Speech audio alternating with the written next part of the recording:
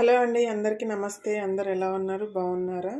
అందరూ బాగుండాలని నేనైతే మనస్ఫూర్తిగా కోరుకుంటున్నానండి. ఈరోజు పాలకూర పప్పు చేస్తున్నాను. దానికోసం అయితే పప్పును ఒక 15 నిమిషాల ముందే నానబెట్టి పక్కన పెట్టుకోండి.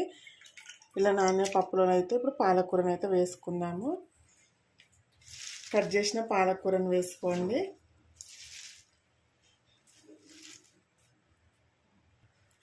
పాలకూరను అయితే ఇలా వేసుకున్నాం కదా. ఇప్పుడు కట్ చేసిన పచ్చిమిర్చి వేసుకోండి. ఒక 10-15 వేసుకోండి. మా అయితే కారం లేదండి. కారం ఉంటేనైతే కొద్దిగా వేసుకోండి. కట్ చేసిన సగం ఉల్లిపాయ వేసుకోండి. సగం పోపులో వేసుకుందాము. టేస్ట్ అయితే చాలా బాగుంటుందండి. కొద్దిగా కరివేపాకు వేసుకుందాము. 1/2 టీ స్పూన్ పసుపు వేసుకోండి. ఒక 1/4 టీ స్పూన్ జీలకర్ర వేసుకోండి. ఇందులోనే కొద్దిగా కడిగి నానబెట్టుకున్న చింతపండు వేసుకోండి. పులుపు కోసం అండి, టమాటా వేయట్లేదు కదా, సో కొద్దిగా చింతపండు వేసుకోండి.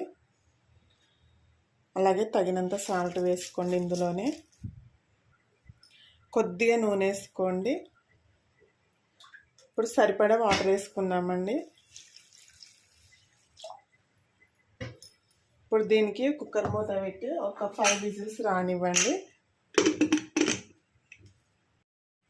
స్టవ్ ఆన్ చేసి కుక్కర్ అయితే పెట్టానండి. ఒక 5 విజిల్స్ రానివ్వండి, సరిపోతుంది. మీరు నానబెట్టకుండానైతే ఇంకొక 2 విజిల్స్ ఎక్కువ పెట్టుకోండి. మీ పప్పుని బట్టి ఉంటుందండి. చూడండి, పప్పు అయితే ఉడికింది. ఇలా మెత్తగా ఉడకాలండి. ఒకసారి పప్పు గుత్తితోటి మెదుపుకుందాము.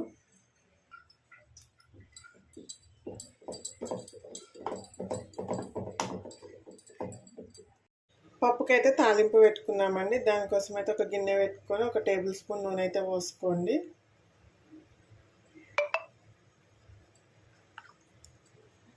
నూనె అయితే హీట్ అయిందండి. ఇప్పుడు కొద్దిగా ఆవాలు వేసుకుందాము. అలాగే కొద్దిగా జీలకర్ర వేసుకోండి. ఒక 2 ఎండుమిర్చి వేసుకోండి ఇలా తుంచుకొని. అలాగే కట్ చేసిన ఉల్లిపాయ ముక్కలు వేసుకోండి. ఒక రెమ్మ కరివేపాకు వేసుకోండి.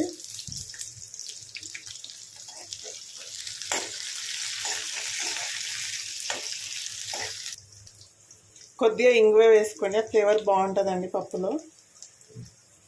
ఒక 1/2 టీ స్పూన్ పసుపు వేసుకోండి.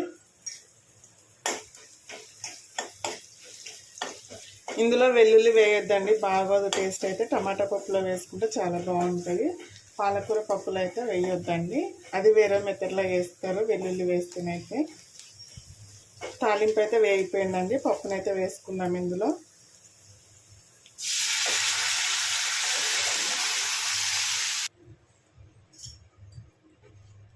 ఉప్పు సరిపోయిందో లేదో ఒకసారి చెక్ చేసుకోండి.